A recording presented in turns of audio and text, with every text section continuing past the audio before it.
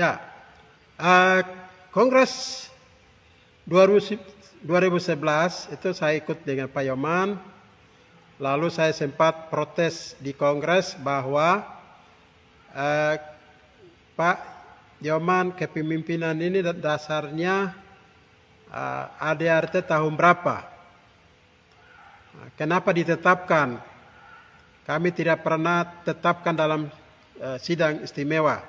Kongres 2011 itu beberapa jemaat orang mengerti tidak mengerti, orang tolak saya.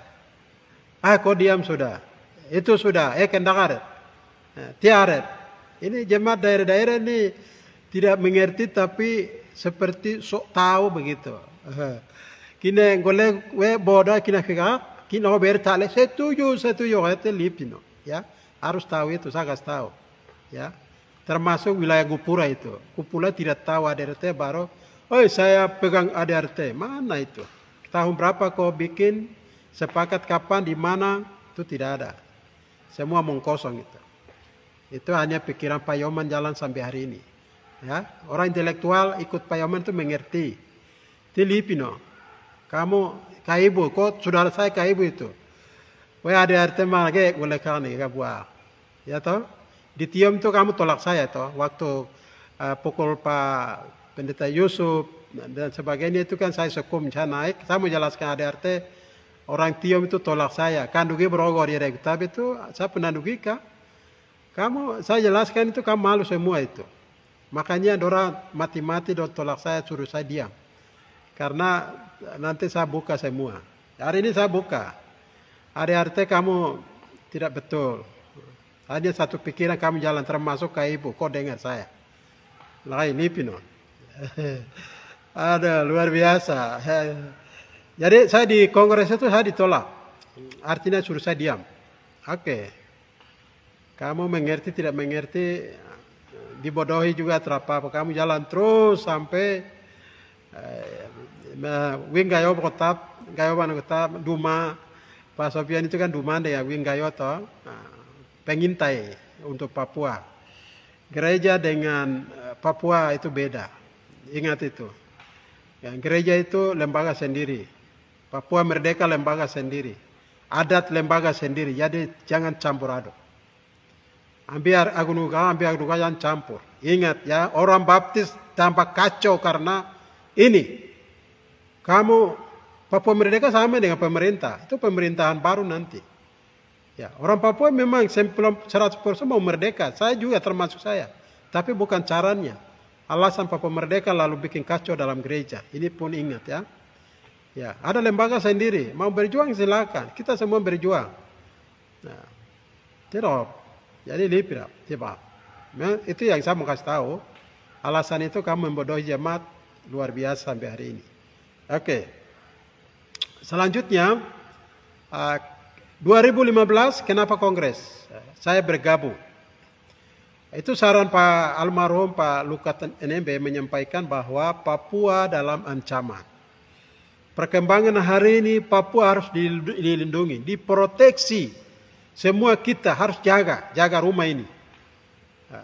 Kalau gereja pecah itu buka ruang.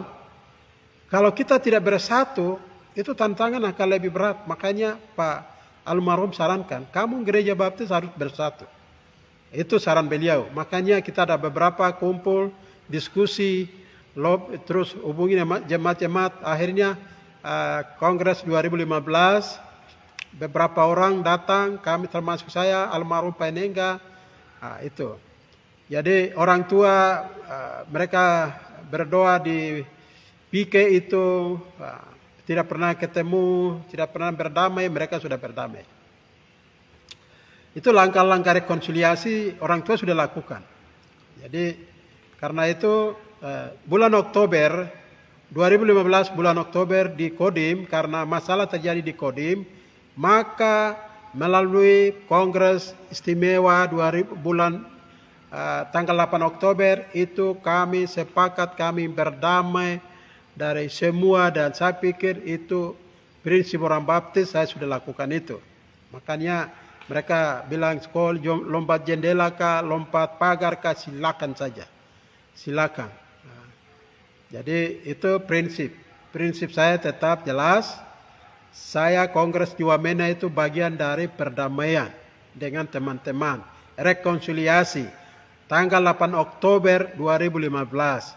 Kemudian dilanjutkan dengan Kongres bulan Desember itu, dan saya dipilih sebagai sekretaris umum, Saudara Titus dipilih sebagai ketua umum.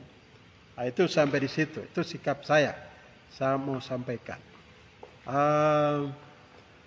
Itu video yang berikut saya sampaikan. Kemudian teman-teman di Persekutuan Gereja Baptis West Papua ini muncul nama maksud Pak Yoman itu bagus supaya ada perbedaan, tetapi West Papua itu harus sepakat oleh jemaat, bukan otoriter. Pak Sofian Yoman tidak boleh otoriter, harus saya tetapkan, itu tidak bisa. Baptis ini demokrasi. Jadi saya ikuti, saya dengar semua orang itu beliau paksakan, termasuk orang Maki itu tidak setuju itu. Makanya Pak Sofian Yoman itu memang dari pertama dia otoriter, kepemimpinan otoriter, bukan demokrasi. Luar biasa ya, kepemimpinan otoriter, itu kita tahu. Makanya orang lebih suka dengan otoriter, ya silakan saja. Gereja Baptis itu demokrasi. Jadi hari ini kita jalani dua hal. West Papua tetap jalan, PGBP jalan sampai hari ini 2025. Kita sudah 17 tahun setelah kita pisah. Bagaimana bisa kita bersatu? Dulu Pak Yoman pernah menyampaikan, kita lihat warna.